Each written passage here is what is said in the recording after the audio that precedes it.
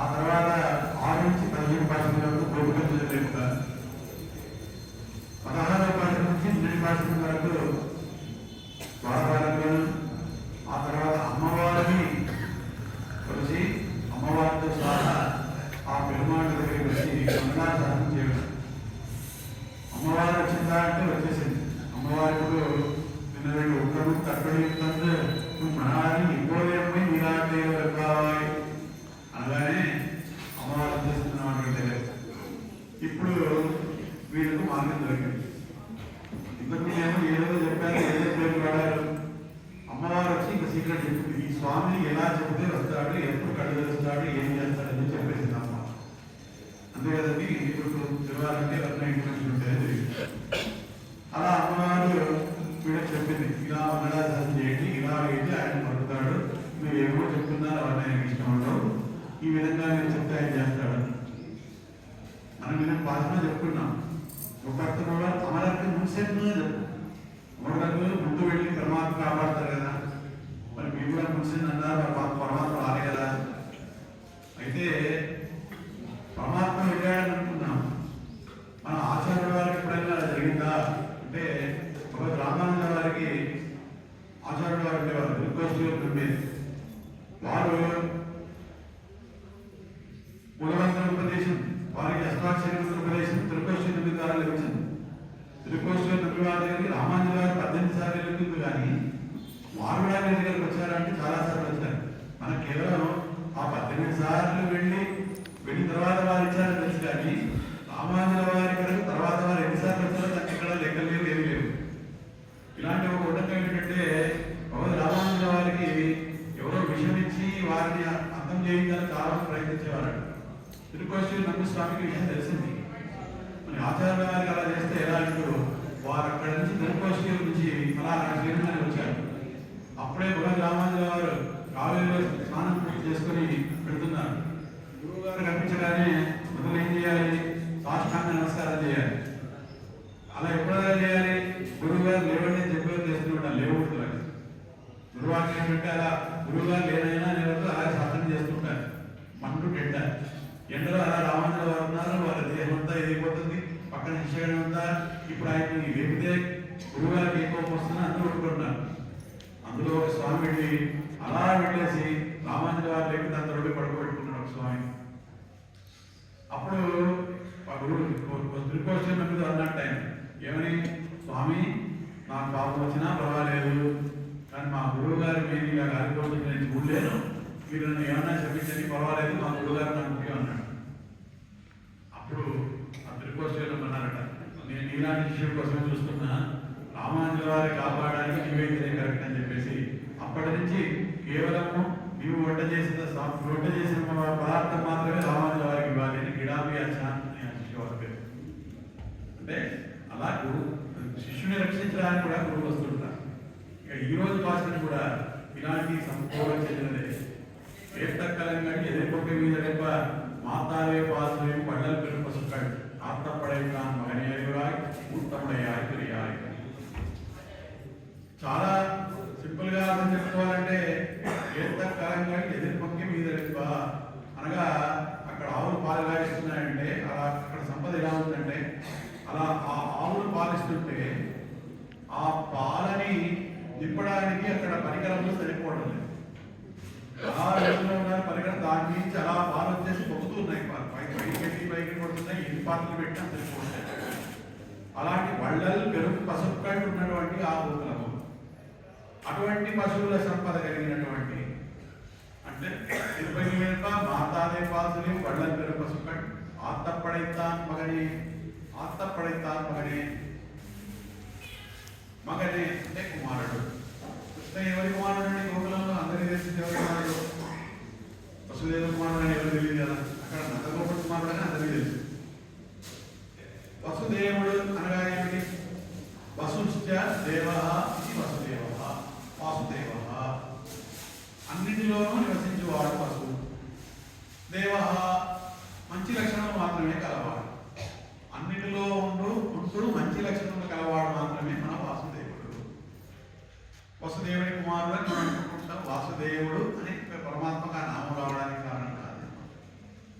అంటే అక్కడ అర్థం పడేస్తాను మగని అన్నప్పుడు మరి వసుదేవుడి కుమారుడు అనుకోవాలన్నా, ఆ నందగోపుడి కుమారుడు అనుకోవాలన్నా అంటే ఎవరి కుమారుడు అన్నా పర్వాలేదండి. ఆ పరమాత్మకి నువ్వు ఫలానా ఆయన కుమారుడు అంటే చాలా ఇష్టం. ఏదో కృష్ణ అంటే చక్రవర్తి తిరుమగన్ అని రామవారి పేరు. చక్రవర్తి అంటే ఎవరు? దశరథ చక్రవర్తి. తిరుమగన్ అంటే వారి కుమారుడు పేరు. ఆ పేరే రామచంద్ర వారికి చాలా ఇష్టం. దాశరథి అంటే ఇష్టం రాముల వారికి. అలా ఆ సంబంధమే కోరుకుంటూ ఉంటారన్నమాట. ఇక్కడ చెప్పుకున్న అర్థం ఏమిటి?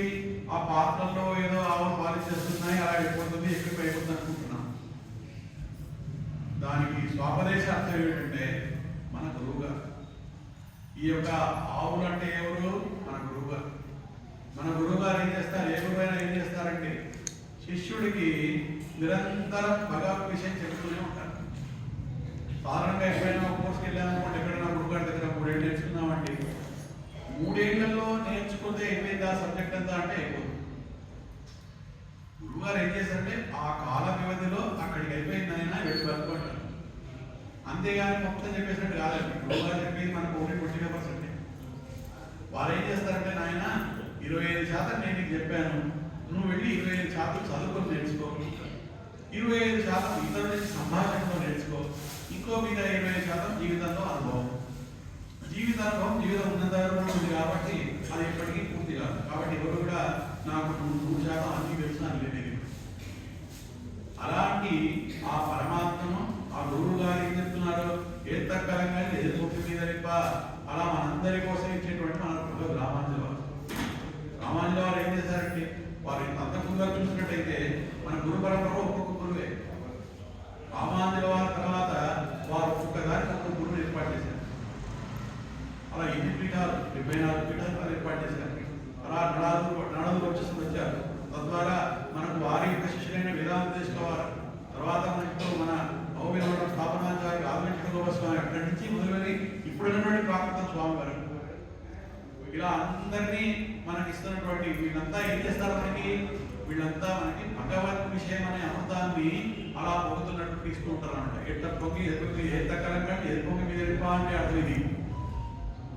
అంటే భగవద్ జ్ఞానం, భగవత్ కైంకర్యం అనే అనుభవాన్ని మనం బోధిస్తూనే ఉంటారు, మన విషయాలు చెప్తూనే ఉంటారు. చదవతే చెప్తారండి. భగవద్గీత మొదలైందండి. అర్జునుడు నేను యుద్ధం చేయలేదున్నా మా వాళ్ళంతా అన్నాడు. కృష్ణ పరమాత్మ భగవద్గీత మొదలు పెట్టారు. ఎక్కడ దాకా అయిందండి భగవద్గీత? 6వ అధ్యాయం దాకా అయిందండి. ఎవరికైనా కొద్ది భగవద్గీత చదువుంటే ఒకసారి చదవండి. భగవద్గీతలో కానీ చదవకపోయినా ఏ అధ్యాయంలో ఏమవుతుందో తెలుసుకోండి.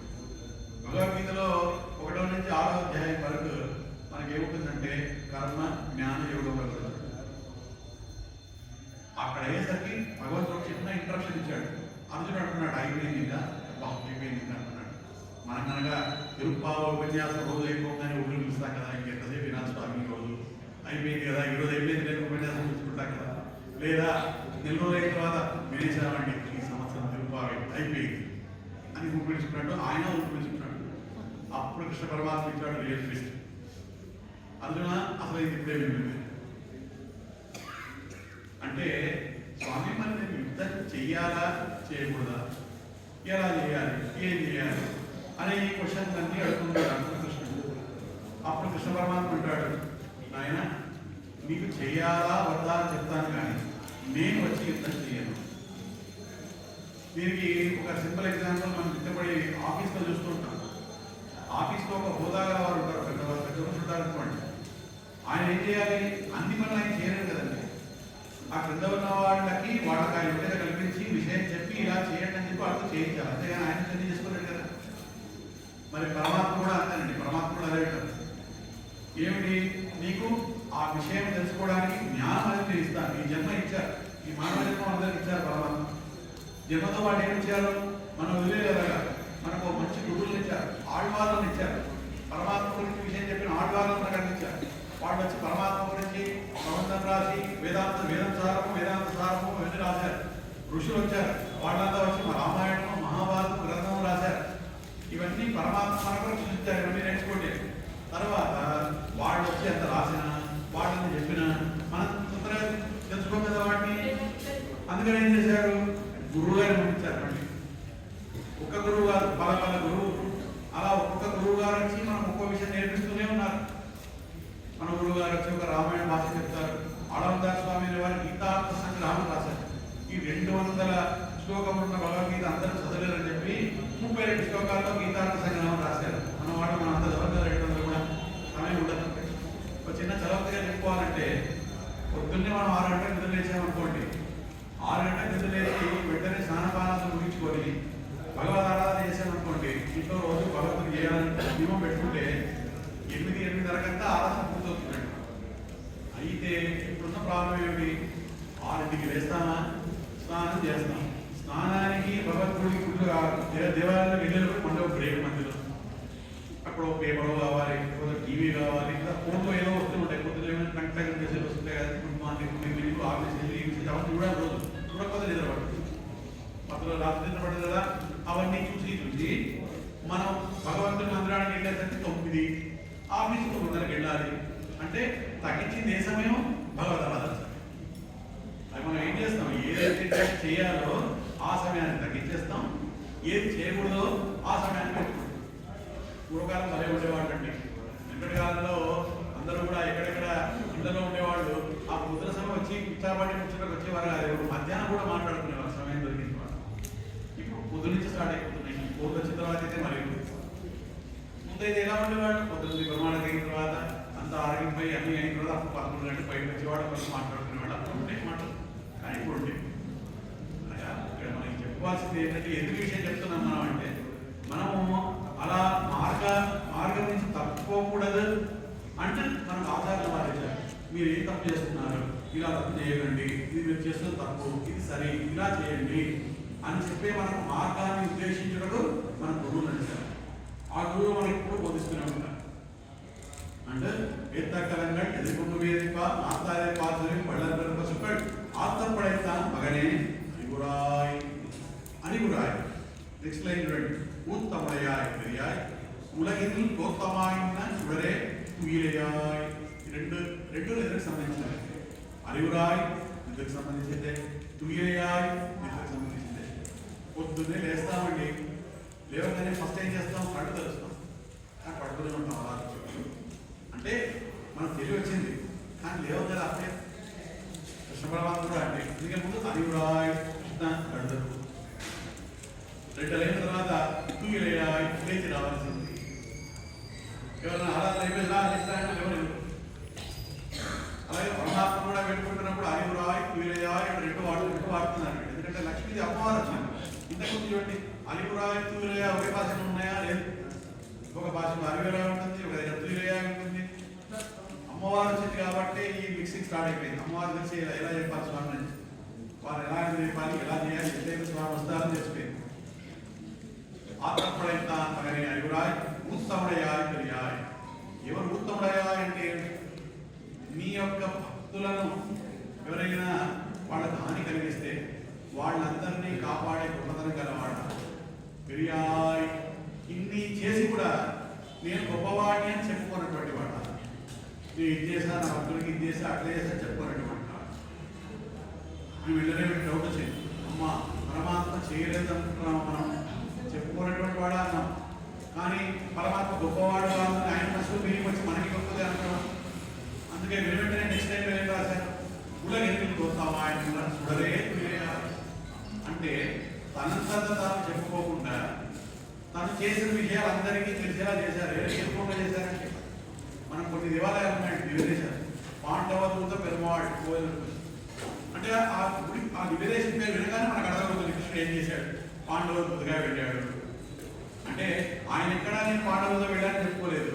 కానీ పాండవులతో పెరుమాళ్ అనేది విదేశం ఆడవాళ్ళని పాడింపజేసి ఆ పెరుమాళ్ పేరు పెరగానే పాండవులతో పెరుమాళ్, పార్థ సారథి పెరుమాళ్, పార్థుడికి సారథిగా చేశాడు పాండవులతో పెరుమాళ్. అలా మీకు కుడందై కిడంద ఇద్దరు కుడందై కుడకూర్తన్ కోవిల్, ఇట్లా ఏవి అకోకిలతో నాట్యమాడినటువంటి పరమాత్మ కోవిల్. ఇలా ఒక్కొక్క నిర్దేశంలో వారు చేసినటువంటి సందేశం కూడా మనకు వచ్చేది చేశాడు. చూడలే ఇక్కడ విశ్లేస్తారండి మాతారణకు అద్భుతమైన వాసకండి ఆత్తానందు నడిపడి మా పోలే కోత్యామందో పోయేసేయడం. పరమాత్మ ఇంత గొప్పవాడే. మరి మా ఆళ్వారులు ఎవరన్నా ఈ పరమాత్మని ఈ విధంగా పిలిచారా, నీవే పిలుస్తున్నామా? మనం తెలుసుకున్నామంటే ఏమేమి వదిలేసి పరమాత్మ దగ్గర రావాలి? 30 మూవర్ అమరత్వం సెంట్లు చెప్పాను. 10 అనగా కోరికలు కూడా. ఏమిటా కోరికలు? మనకు ఉండే గుణములు. ఒకటి నేను స్వతంత్రుడను లేదా స్వతంత్రుడు అనుకోవడం. రెండవది కేవలం అనవ్యామోహం కలిగి ఉండడం, సొత్తు కొరకే ప్రయత్నం చేయడం. మూడవది పరమాత్మ కనిపించిన నా కృషితో పరమాత్మ పొందాను అని అనుకోవడం. ఈ మూడు మనకు విరోధం. ఇప్పుడు వీళ్ళు ఏమంటున్నారంటే, స్వామి మేము స్వతంత్రులము అనే భావన తొలగించుకొని పరతంత్రులను తెలుసుకున్నాం. రెండవది స్వామి మేము అనన్య శేషత్వం, ఇతరులకు దాసులము అనే విషయాన్ని కూడా వదిలేశారు. కేవలం మీకు మాత్రమే దాసులను తెలుసుకున్నాం. ఇంకేం చేశారు? స్వతంత్రుల సరే అన్ని వదిలేశారు. ఇంకోటి మేము భోక్త అని మర్చిపోయి వచ్చాము, అది వదిలేసాము. మేమే భోక్త అని తెలుసుకున్నాం. చాలా సంతోషం. నిన్ను పొందడానికి ఉపాయం నువ్వే అని తెలుసుకున్నాం. చాలా సంతోషం. మాకు ఏది ఇవ్వాలన్నా ఉపాయం నువ్వే అని తెలుసుకున్నాం. ఇవ్వాలా అని అడిగారు స్వామి. కాదు స్వామి, నువ్వు ఏదో ఇస్తావు నీ దగ్గరికి రాలేదయ్యా.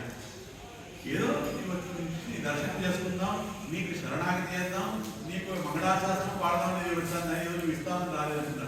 చూడండి అమ్మవారు చెప్పేసింది.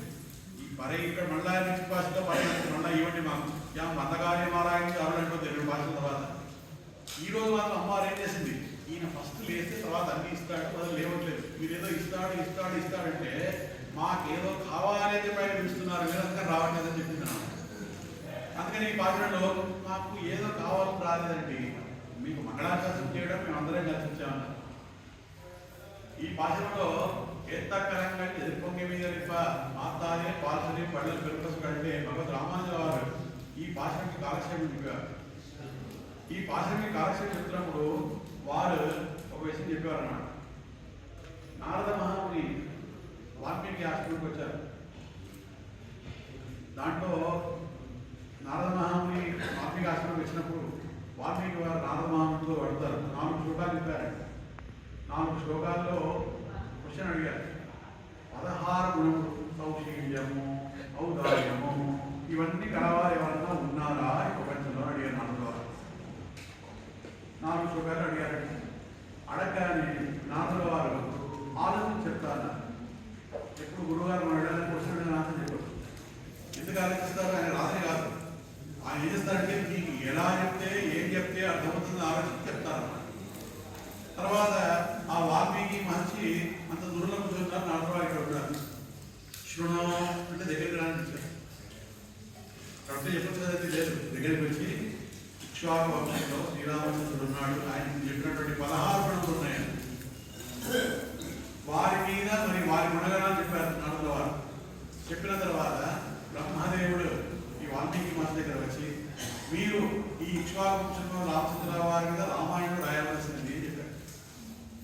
మరి రామాయణం వాల్మీకి మహర్షి రాశారు. మనందరికీ తెలిసి 24,000 శ్లోకాలు ఉన్నాయని మనందరికీ తెలుసు. రామాయణం ఇప్పటిదేనా స్వామి? మరి యుగములు ఎన్నో అంటారు కదా. మనకు తెలిసింది త్రేతాయుగం తర్వాత ఇప్పుడు ద్వాపరం వచ్చింది. ఇంతకంటే ఇప్పుడు చాలా యుగాలు ఉన్నాయి కదా. అందుకే కదా మనం స్వామిని అఖిలాండ కోటి బ్రహ్మాండ నాయక అని పిలుస్తాం. ఏదో ఒక్కొక్క యుగం కాదు, ఎన్నో యుగాలు అయిపోతే ఇప్పుడు వచ్చాం మనం ఇక్కడికి. మరి అలా ఆ స్వామి మరి ఈ రామాయణం ఎట్లా అనిపిస్తుందంటే, ఈ రామాయణం యాక్చువల్గా 100 కోట్ల శ్లోకములతో బ్రహ్మదేవుడు దగ్గర ఆయన రోజు దాన్ని పఠిస్తూ ఉంటాడు. ఆయన ఈ 100 కోట్ల శ్లోకం ఉన్న రామాయణాన్ని వాల్మీకి మహర్షికి ఇచ్చారు. రామాయణాన్ని దాంట్లో ఉన్న సారమంతా తీసుకుని 24,000 శ్లోకాలు చేశారు. స్వామి ఎదిర్పొంగి మీద అంటే పెరగాలి కదండి, ఇదేంటి తగ్గించిన దాన్ని ఎదిర్పొంగడం ఎలా అవుతుంది అంటే విష్ణు సహస్రనామం ఉందండి. విష్ణుల వారు ఎన్ని పెట్టారు పరమాత్మకి? 1000 పెట్టారు. కాకపోతే భారతం ఏమైంది? కేన ఉపాయేన లగ్నా విష్ణోర్నామ సహస్రకం పఠ్యతే పండితైత్యం చోద్యమిత్యామి ప్రభావం. ఏమిటి? స్వామి మొత్తం సహస్రనామాలు చెప్పే ఓపిక లేని సమయంలో ఏదైనా షార్ట్ కట్ ఉంటే చెప్పండి అంటే ఈశ్వరో వాచ శ్రీరామ రామ రామేతి రమే రామే మనరమే సహస్రనామ తత్తుల్యం రామనామ వరాలనే. అంటే ఆ 1000 పేర్లు పలకదని కాదు, దాంట్లో ఉన్న మంచి సారమునంతా గ్రహించడం. గురుగారు నాకు ఏం చేస్తారండి, అన్నింటిలో ఉన్న మంచి సారాన్ని ఇస్తారు. ఇప్పుడు చూడండి, మీరు ఈ భాషలో పాలు ఎంత వచ్చాయండి. పాలు అంటే ఏమిటంటే నీళ్ళు కలుసుకుంటాయి. పాలలో ఉన్న సారం తగ్గిస్తే పెరుగు అవుతుంది. ఆ పెరుగు నుంచి మళ్ళీ వెన్న వస్తుంది. ఆ వెన్న నుంచి నెయ్యి వస్తుంది. 1 లీటర్ పాలకి 1 లీటర్ పెరుగు వస్తుందండి, రాదు. 1 లీటర్ పెరుగుకి 1 లీటర్ 1 కిలో వెన్న వస్తుందండి, రాదు. 1 కిలో వెన్నకి కిలో నెయ్యి వస్తుందా? రాదు. ఉంటుంది. కానీ సారం పెరిగింది, ఇంకా తగ్గిన సారం పెరిగింది. ఎట్టకడంగా ఎదిరిపోతే మీద పెరగడం అంటే ఏమిటి? దాంట్లో ఉన్న మంచి సారం పెరుగుతూనే ఉండాలి అనేది చెప్పినటువంటి విషయం అన్నమాట. అట్లా ఆ రామాయణంలో 24,000 శ్లోకాలు చేసి అందులో ఏది అవసరం లేదో వీళ్ళంతా చేర్పించరు అని చెప్పేసి అవన్నీ తీసి అత్యంత ఇంపార్టెంట్ అన్ని పెడితేనే 24,000 శ్లోకాలు అయినాయి ఆ రామాయణం. అటువంటి రామాయణంలో భగవద్ రామానుజుల వారు రామాయణ పుటంగా తీసుకొని చెప్పేవారు. ఏమిటి? ఈ పాశనము రామ లక్ష్మణ భరత శత్రుఘ్నులు ఆచరించాలి ఈ పాశనం. అవునా? ఇలా ఎక్కడుందండి? ఏదో గోవులు పాలు పళ్ళాలు నిండడం, పరికరాలన్నీ నిండడం చూస్తుంది. అసలు రామ ఎక్కడుంది, లక్ష్మణ ఎక్కడుంది, భరత ఎక్కడుంది, శత్రుఘ్నుడు ఎక్కడుంది, పాశనం ఉందండి ఎక్కడ? అసలు బదులు వెళ్ళి ఆటప్పుడైతే మగరే అది కూడా మగనే అంటే కృష్ణుడు కానీ రాముడు కాదు.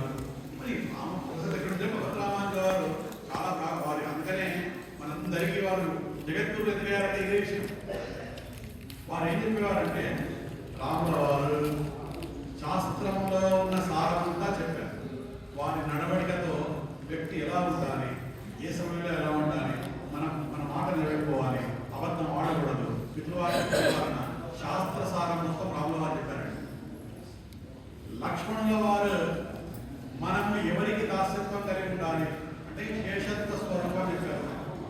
అంటే ఆ పరమాత్మకు సేవ చేయడమే, కైంకర్యం చేయడమే మనందరి గుణము చెప్పారు. భరతుల వారి కోడలు చుట్టుకేసి మాట్లాడే పాల్చడం అయిపోయారు. మాట్లాడే పాల్చడం అంటే భగవన్ పాదుకలే మన శిరస్సుపై ఉండాలి, వారి తిరువడి పరమాత్మ తిరువడి మన శిరస్సుపై ఎప్పటికి ఉండాలి, వారు ఆ పాదుకలు మోసుకుంటూ వెళ్ళి పెట్టారు. శత్రువు ఉంటున్న వారందరికంటే గొప్ప భాగవతోత్తమ పాదుకలు వాడిని పెట్టుకుని ఆయన సేవ చేసుకుంటే రామాయణ గారు చెప్పారు. అందుకనే అంటే ఒక్కొక్కరు ఏం చెప్పారండి? శాస్త్రం గ్రహించవలను, శాస్త్రం తెలుసుకోవాలి, తెలుసుకుని ఏం చేయాలి? భగవత్ కైంకర్యం చేయాలి. భగవత్ కైంకర్యం చేస్తే ఏం చేయాలి? భాగవతోత్తముల కైంకర్యం చేయాలి. భగవత్ కైంకర్యం చేస్తూ పరమాత్మ చరణములే నారాయణస్య చరణం చరణం ప్రపంచ అని భావిస్తూ భాగవతోత్తముల కైంకర్యం చేయాలని ముఖ్యం చేసినప్పుడు భగవద్ రామానుజుల వారు ఈ భాషలను చెప్పినటువంటి భాష. ఈ విధంగా అమ్మవారితో కూడా అందరూ వచ్చి ఆ పరమాత్మను మీకు మంగళాశాసనం చేయడానికి ఉంటామండి అని పరమాత్మ నేర్చుకున్నప్పుడు రేపటి భాష మహావిశేషం. రేపటి భాషలో ఆ పరమాత్మ తన కన్ను ధరించి చూడడం సంభవిస్తుంది. అండా అండా